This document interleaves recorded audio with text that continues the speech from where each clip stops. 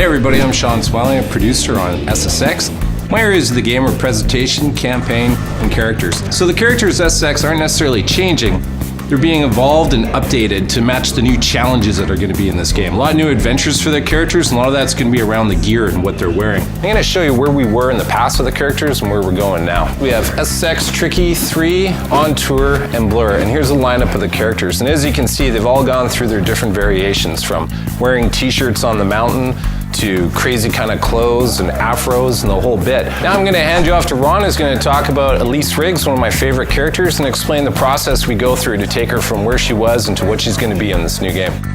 I'm Ron Bignell, art director on this franchise, and I'm just going to take one of the characters here, run you through sort of a process in terms of how we're evolving our characters. It's about staying true to the franchise and bringing the SSX IP characters of the old and bringing them into the SSX of the future. And there's a flavor that's going on here, which is more about believable gear, believable wardrobe, to enable the characters to exist and do their best in this more of a rough, natural world. Over here, just a few small images from SSX, SSX Tricky, SSX 3, On Tour, and Blur. And you can see she's remained very consistent.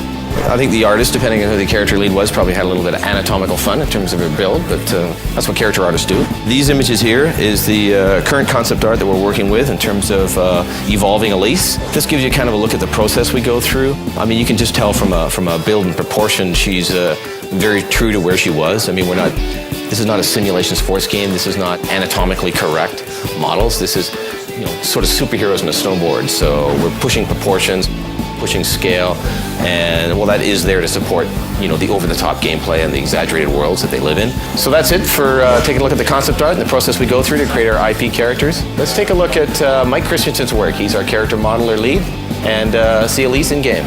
All right, so I'm going to go through a few quick steps on how she was created. The first step is getting the concept, and then from the concept really getting a sense of proportion and scale of the character. Here we're just showing a quick demo of the base meshes, where you start from. Once that step's done, we get into a software package where it's more all about the detailing, things like wrinkles, materials, pore detail. Once all the high resolution details are done, what we do is we bake them down to textures and then apply that to the game mesh.